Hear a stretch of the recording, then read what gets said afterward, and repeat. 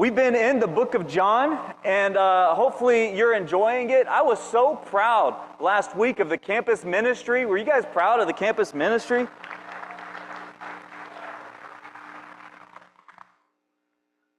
You know, the campus ministry last week preached about, in John chapter 9, they preached about the blind man being healed of his blindness, Jesus putting some mud on his eyes and healing him, and all the disarray that happened after that. And then as you jump into John chapter 10, this is the conversation immediately following that interaction. Okay? And so John chapter 10, what we're going to do is we're going to approach two of the 7 I am statements. You've heard this. As you journey through the Gospel of John, you hear these I am statements. You hear the I am the bread of life. We've already done that one. You hear I am the light of the world. And the two that we're going to encounter here in John chapter 10 is Jesus saying, I am the door and I am the good shepherd. And so we're going to dive into those a little bit. But I want to do something a little bit different this morning. Okay? Because as we dive into these, there's some backstory and some information that you need to know that you probably just don't know. Simply because, do we have any actual shepherds here of sheep? None. Okay, I was like, maybe I'll get one or two. But it's just not a part of our culture. And so when he uses these terms, sheep, I don't know about you guys, I have seen the t-shirt, lions, not sheep. And I'm going to tell you, in this story, Jesus calls you and me sheep. So before you're offended, let's talk about why that's actually a really good thing, okay? Because sheep are amazing animals. So I want to give you a little bit of some pieces of information that would be really important to you as a reader of this next chapter, John chapter 10. And so one, he calls us sheep. I had the pleasure of meeting a sheep this past week. There it is, right there. This was on Friday. I was taking my kids to their fall festival. They had all kind of activities and things like that. This was the best picture I could get with the sheep. Okay, simply because I wanted to kind of hug the sheep or something like that. I wanted to let's have some sort of interaction. This was honestly, this was pulled from a video of the sheep running, kind of trying to move away from me. But they had sheep walking around, but what was interesting is the sheep would stay right next to its owner, to its shepherd, the person that was leading it around. And see, we are called sheep in the Bible. And so before you're offended, you should know that sheep in biblical times were highly valuable. So one, you are valuable. They were valuable not because one, they were loyal. They didn't run away. They were valuable because they provided wool, clothing. They provided milk.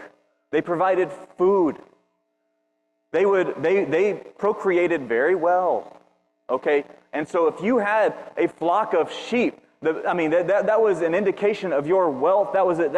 You were kind of high up there the bigger the flock you had. Okay? So sheep were actually very valuable animals. But a few other things about sheep. Sheep have a remarkable instinct to know the voice of their shepherd. And they're very emotional creatures. They will only know the voice of their shepherd. Once they learn their shepherd's voice, they will only respond to the shepherd's voice, which is why this sheep, it ran away from me, but it ran away from everybody that tried to get a picture with it like I did. It wanted to do nothing. It wanted nothing to do with you. It only wanted to be next to her. And so, that's what sheep do.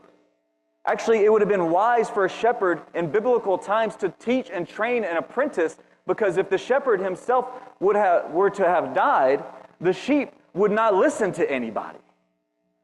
So they would only learn the voice of an apprentice if the shepherd taught them that voice and worked together with that voice. And so sheep are amazing, and so that's what we're called. Sheep are also emotional animals. Sheep are one of the few animals in the animal kingdom that can build friendship. They can build bonds. Sheep struggle with their emotional health, actually. They can be very anxious animals. And when they get anxious, when they're being attacked, that instead of like running away and defending themselves, they just turn around. And that's all they do. And it's like, and that's what happens when we get anxious sometimes. We do kind of weird things.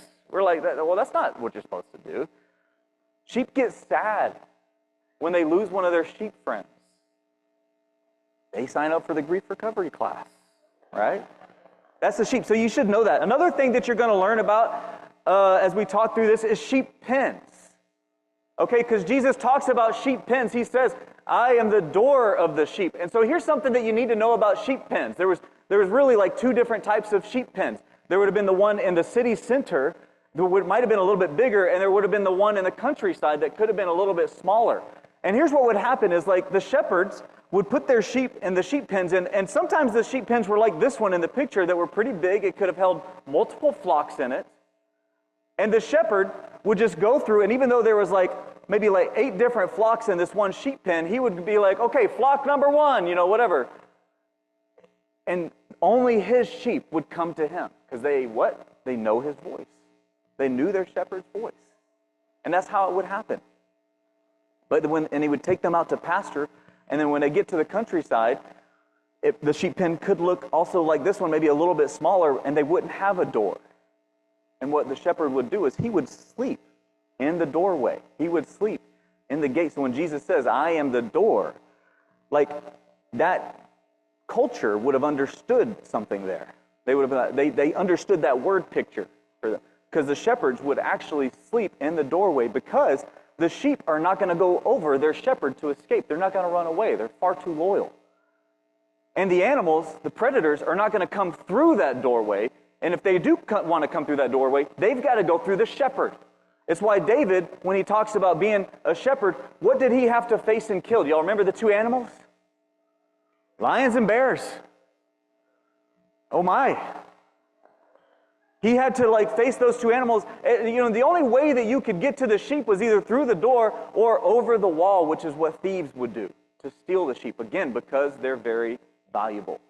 And so we got to see, so those are 2 things. And then another thing that I want to introduce you to, and this has been kind of a fun little study, is so John is writing his gospel to not just a Jewish audience, but also John, as he's writing his gospel, he is in Asia Minor. Think modern day Turkey, okay?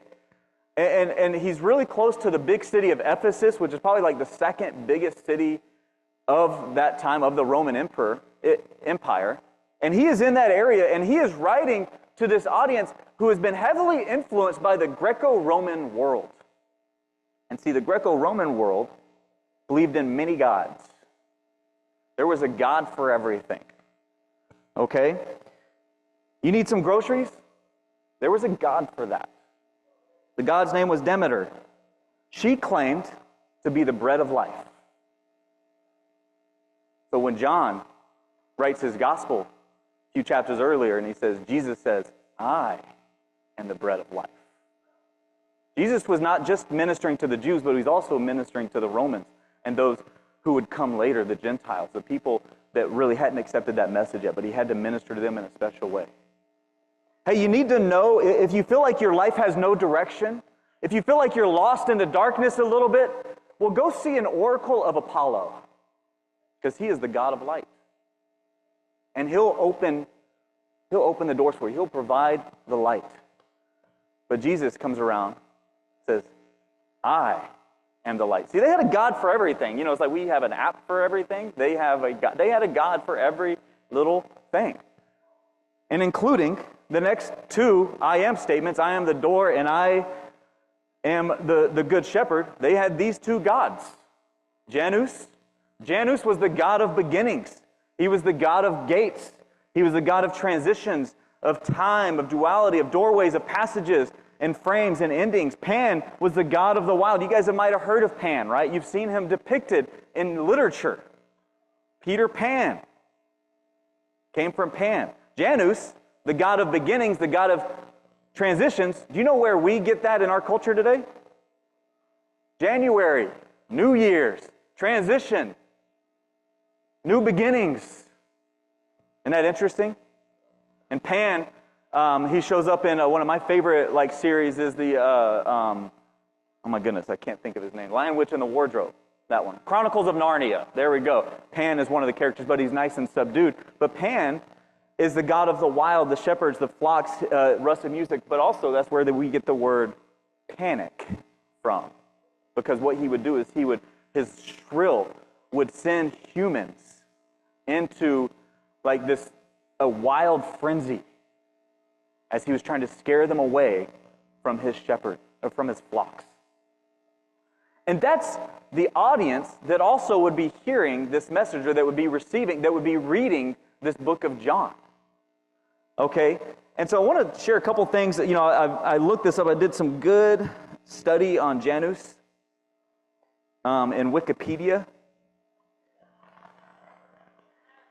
I don't recommend Wikipedia for everything, but if you're looking up some old ancient history, that's a good place to start, okay? But it says this really quick. Janus frequently symbolized change and transitions, such as progress of past to future, from one condition to another, from one vision to another, and young people's growth to adulthood.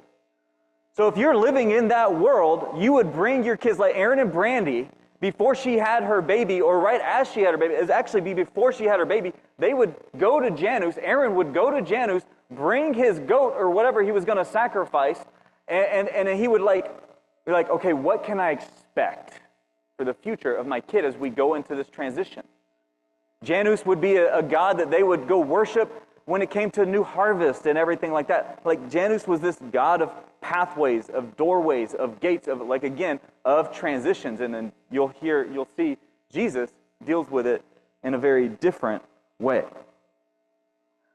Pan, like I said, he's the God, the good shepherd. He would have said, I am the good shepherd. And then Jesus comes along and he says, I am the good shepherd. So it's just important information, I think, because this is the audience that Jesus is teaching, and this is the audience that John is writing to.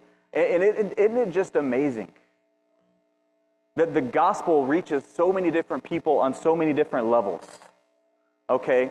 And so keep some of that in mind as we read through the text of John chapter 10. Okay? So before we do that, let's pray, and we're going to see what John does and what Jesus says here in John chapter 10. Let's pray.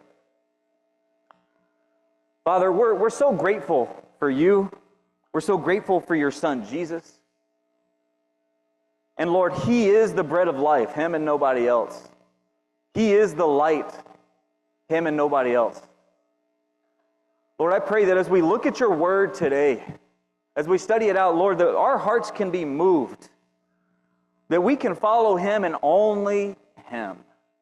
Lord, we love you. It's in your Son's name I pray. Amen.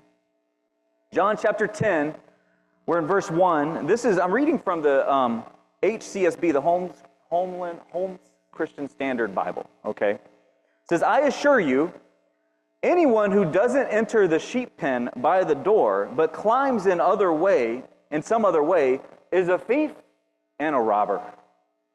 The one who enters by the door is the shepherd of the sheep. The doorkeeper opens it for him, and the sheep hear his voice. He calls his own sheep by name, and he leads them out.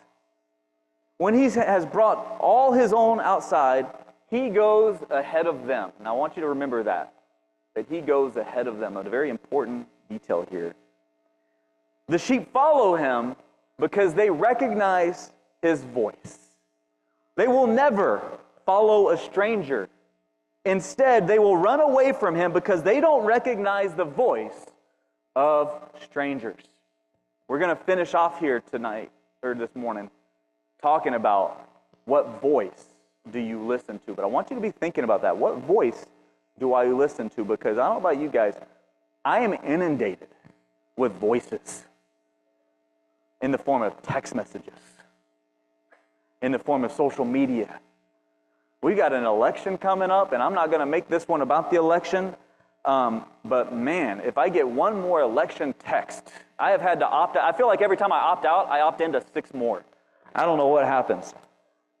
But here's what's funny. He says, Jesus gave them this illustration, but they did not understand what he was telling them. And I just wonder if John and the others who are around him, they're reading this or they're hearing him say this, and they're like, I'm not quite sure what you're putting down here, Jesus. Like, you ever read some Bible verses or had somebody sit down and do a Bible study with you, and you're like, I see the words, but I don't get it. This is a little foreign to me. And I wonder if John is just walking through the streets of Ephesus, and he comes to the temple of Janus, and he sees on the temple the God of doorways. And he's like, whoa, Jesus said, I am the door. I wonder if John would be like, man, Jesus, just amazed at Jesus years later by some of his words that were just starting to click. He goes on. So Jesus said again, I assure you, I am the door of the sheep.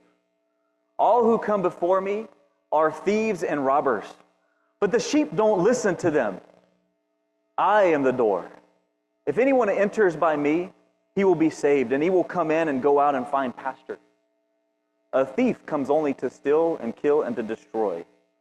I have come so that they may have life and have it in abundance.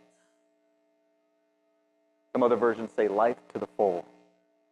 I want to ask the church this morning, how do you deal with new chapters in your life?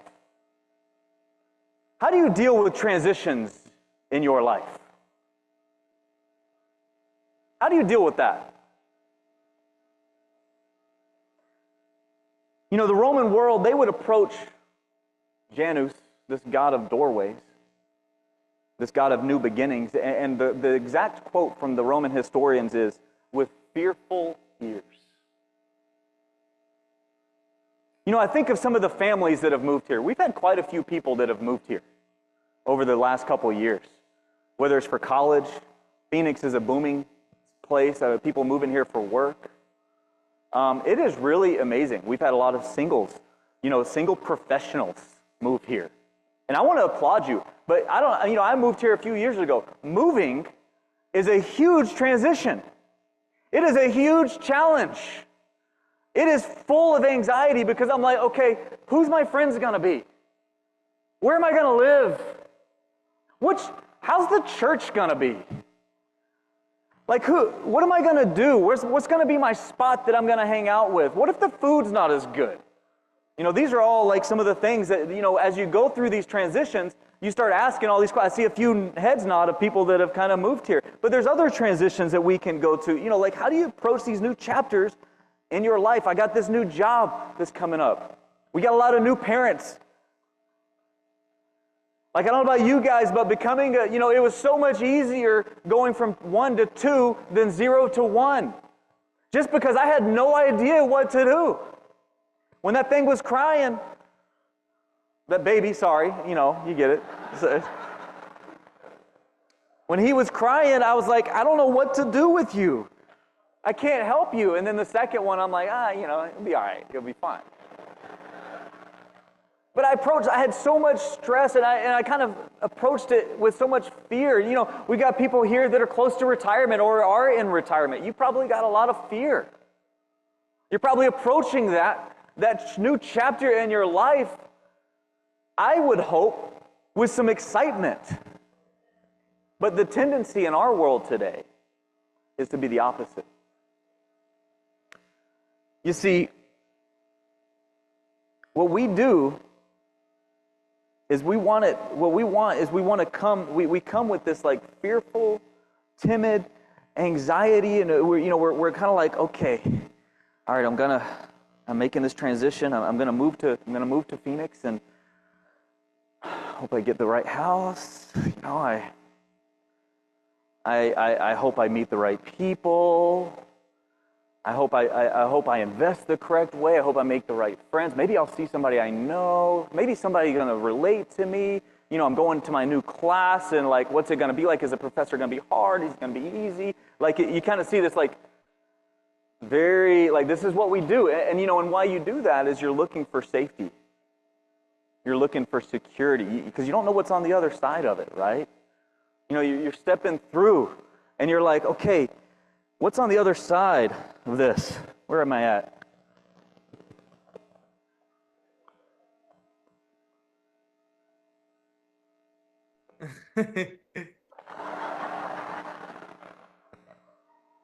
This is what we do, right? That's what it looks like when we go through transitions, when we don't trust that word, those words. I have come so that they may have life and have it in abundance.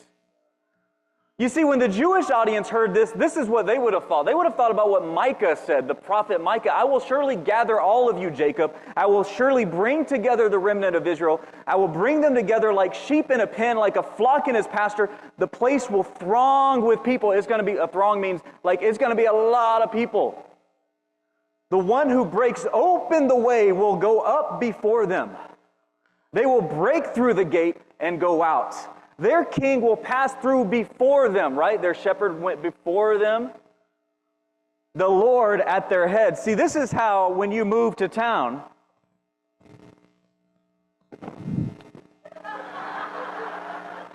I'm here. Put me in a good family group. Who's my friend going to be at class? How can I make a difference in my job? See, one of those looks like the abundant life. One of those doesn't. How do you deal with new chapters in your life? Do you go bursting forth? You know, that Hebrew word, break through the gate, is a picture of an explosion. They didn't have C4 back then. But that would have been, it's like the wall like completely crumbles. It completely comes apart. It's like this whole idea that you break through the gate. It is torn down. It's a raging bull coming through the gate. You ever watched a football team in a high school go through the wall? Like, how funny would it be if they could not break through the paper? I've seen it before with little kids. But could you imagine, right? We watch NFL, we watch, things like the entrance song matters. It gets people pumped up. I coach my kids' soccer team, okay? And I'm going to tell you, when I get my kids out there, we are doing 1, 2, 3, hot tamales. That's our team name. We are getting excited because we are breaking through. Because I trust the voice of my shepherd. Because I know where he's going to lead me. Because he's going to lead me to the life abundant. That I don't have to be fearful. I don't have to be full of anxiety and worry. How do you face transitions?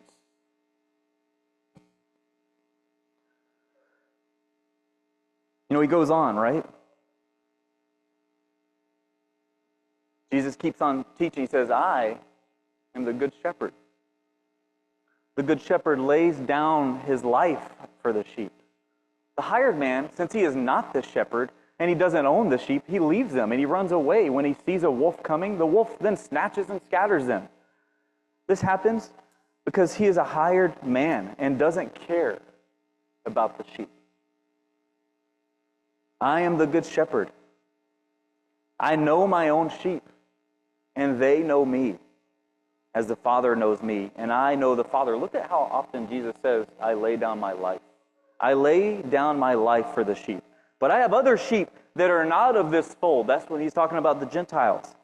I must bring them also, and they will listen to my voice. Then there will be one flock, one shepherd. This is why the Father loves me, because I am laying down my life so that I may take it up again. No one takes it from me, but I lay it down on my own. I have the right to lay it down, and I have the right to take it up again. I have received this command from my Father. Jesus deals with this other I am statement, and they would have connected, the Jewish audience would have connected to this whole idea of I am the good shepherd. The Greco-Roman audience would have connected with he's talking about that God Pan that claims to be the good shepherd, but no, Jesus is the good shepherd. John is telling this audience, I have met the good shepherd. I have met the bread of life. I have met the true door. Now, I want to get practical here with the church. Because it's one thing to talk about like the gods of the past, right? Demeter, Apollo, Pan, Janus. Like it's one thing to talk about them, but we're far too sophisticated to have idols that we drop off things in worship, right? We're not there. We don't really struggle with idol worship the way they struggled with idol worship. I hope you know I'm setting you up if you can't tell. We do. We've just changed the name. I want to share something, and I learned this. I've learned this from personal experience. You all have learned this from personal experience. And I saw this image on a sermon I watched it's been a while back, and I had to go back and listen to it. It was a sermon by Marty Solomon. He runs a Thema podcast, but he used to lead a church, and this was a video of a church, a part of a video, and I was like, that is really good, and I thought I wanted to share it with you guys. And the basic premise is there's two stories that we have. Okay, see, the first story that we have is the story of the good life. Okay, you guys know this story? You guys know the story of the good life? I'm going to help you. You're going to actually tell the story with me, because I think you all actually know this story. You know what the story of the good life looks like. And I'll start this story, and then you're going to help continue the story. Okay? The story of the good life starts with get good grades. That's the good life. That's what I'm telling my kids right now. I'm super convicted by this story, because this is what I've been telling my kids. Get some good grades. So why is this the beginning of the story? What's the next part of this story? Get good grades. Why? So you can go to college. See? So you can go to college. See, you guys know this story. Get good grades so that you can go to college. Why? Get a good job. You guys know this story, don't you? College students, you know this story? You can get a good job. And I'm not talking, there's something why do you want a good job? What are you looking for in your good job? Like just any job, right? Like, because right now you can make an argument that McDonald's is a decent job nowadays. They're paying pretty well. It's not just about the pay. What are you looking for? Benefits. Get a good job with good benefits, right? Good benefits. I want time off, paid time off. Maybe a sabbatical would be nice. I'll take some your matching 401k, 403b plans. We have a 403b here at the church, right? And so, good job with good benefits. It's going to provide some life balance, okay? And then what are we looking for? What is all this going to give us? This good life going to give us? Huh? Security. You guys know this story. That's the story of the good life. There? Good grades, good college, good job, good benefits. That's the first story. But then Jesus, if you're a Christian, you're confronted with another story. And it's the story of the abundant life. Now, we're not always so good about telling this story. But I'll start it off. Because what might be in the story of the abundant life would be love. Love's actually the beginning, middle, and end. It encompasses this entire story. Without love, you can't put this story together. But what might be in this story of the abundant life? Anybody want to guess? We got love, begins and ends there. Relationships, that's part of love. Come on, huh? Forgiveness, peace, generosity, that's on the list that I put. There's a few things I didn't put on the list. Justice, patience, mercy, hospitality. Think about that, the abundant life. I think about the Beatitudes, right? Blessed are those who are merciful, for they will receive mercy. Blessed are those who mourn and wail, for they will be comforted. Wait, mourning and wailing? That's not in the good life.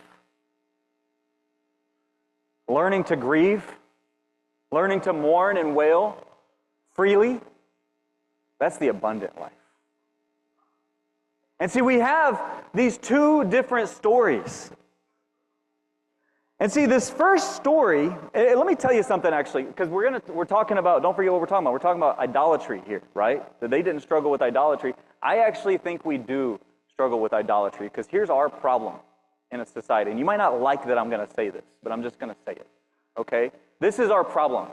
We think we can have both. We think we can have the good life and the abundant life. That's what we think.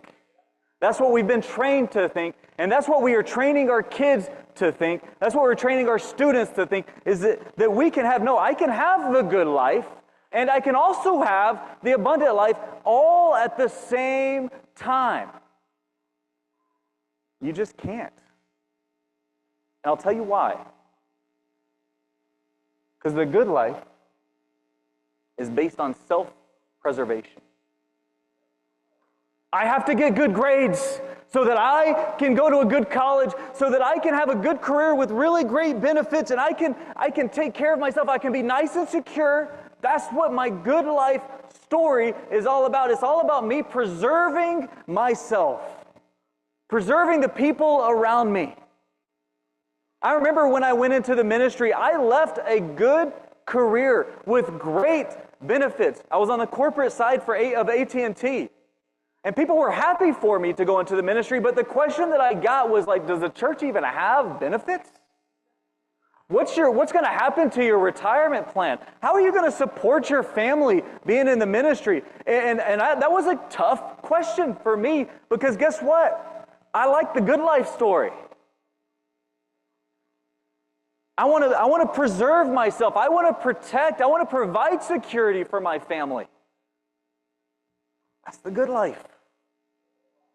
But see, the good life, unfortunately, that mindset of self-preservation is based in fear. Sorry, got a little too loud there. It's like fear, worry, anxiety. That's what it's based in. Because if I don't have this, if I don't have all this stuff taken care of, what's going to happen to me? You see, somebody that's working on self-preservation will never be a generous giver. Because in order to be a generous giver, when I say generous, I'm not talking, there's some people like Jeff Bezos giving $1 million is not generous. That's like you giving $1. Okay? See, but you're like so worried about preserving things for yourself that there's no room for love. There's no room for generosity. There's no room for hospitality, for mercy, for justice. Because how's it going to affect me? Because I'm trying to live the good life. It's based on self-preservation. And the abundant life is based on self-sacrifice. They are opposed to one another. You can't be all about self-preservation and all about self-sacrifice at the same time. Self-sacrifice takes trust. It's freedom. Because you do it. Jesus said it at the end of as he's talking about the Good Shepherd, he's like, I lay down my life. That's the abundant life. I make the choice. It's based on trust. And it's based on freedom. How are you guys doing? You see, I think we have the same issues as the Romans did. And I'm not down on this list on the right side, by the way. Those things are good, I think. They're not bad. But what you can't have, you can't live the good life story and call yourself a Christian. You can't. You can't go after just preserving myself and only myself And making sure, if that's the motivation in which you go through the door with Jesus, it's, sometimes it's like, I'm going through the door, Jesus and my career are my shepherd. It doesn't work that way. It's not Jesus and, it is Jesus only. So I'm not saying you can't have a good career, you can't have your benefits locked in. Trust me, I think about this stuff myself. But, I've got to be so careful. It's so ingrained in me, and I'm sure it's so ingrained in others, to really worry about ourselves. And you've been tested, right? You know that you've been tested on this. The stock market has a tough day. There's some of us here that we are jumping into our Fidelity account immediately and seeing what happened to my retirement. And we're jumping into it with anxiety, with worry, with fear. It's because for a second there, we are believing that first story. The good life.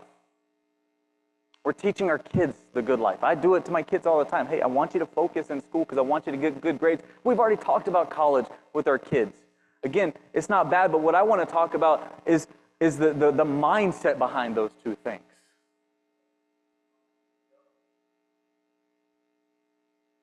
See, Jesus said this, and this is what concerns me.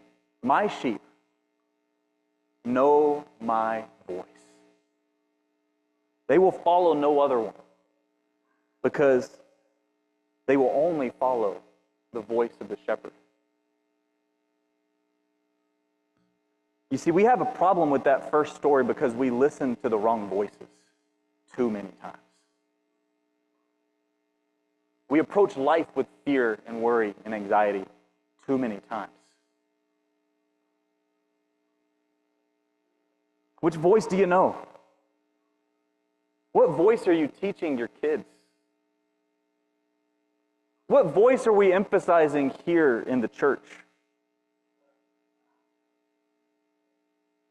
See, I think we actually do have an idolatry problem.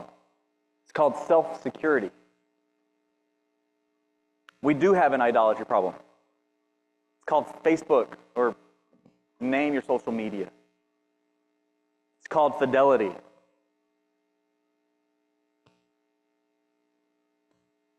You guys with me?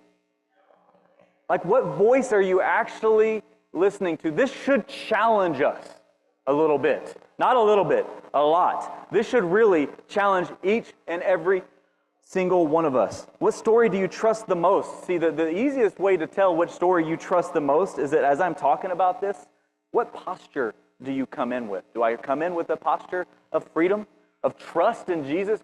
Jesus is going to take care of it. Now, this does not mean you're not wise, right? I'm not talking about, there's a lot of scriptures that talk about how we should handle ourselves and how we need to be good stewards and how we need to be good, disciplined men and women. We have a lot of people that work in some of these fields. I'm not down on any of those fields. My hope is that you use your talents, you use your influence to lead people to the one door, to the true shepherd. That you're not leading them to like, hey, I want you to be able to make a lot of money, but that's not it. That's not everything. I want you to have security, but that's not what it's all about. It's not about having the big house, right? That actually just adds a lot more stress if you ask me sometimes. What story are we leading people to? What story are we emphasizing? What's the posture of our life? Is it one of a fear, worry, anxiety, or is it of trust and freedom? I think we can have such anxious and fearful hearts sometimes. That every decision I make, it's like this one of like consequence. Like, okay, what's going to happen here? If I make the wrong decision, what's going to happen here? Versus bursting through and exploding with confidence because, you know what, I'm following the shepherd's voice. Amen? I've got a couple questions I want you to think about. The first question is, do I hear the voice of the good shepherd, or is there an idol that is craving position in my life? Do I hear the voice of the good shepherd or an idol that is craving position in my life? This one's so convicting. Because when I study this stuff, I'm like, wow, there are some things personally in my life that I can struggle with. That become idols, that become much louder voices than the Good Shepherd. What gods do you struggle with serving? What other gods do you struggle with serving? Notice it's a lowercase g, okay?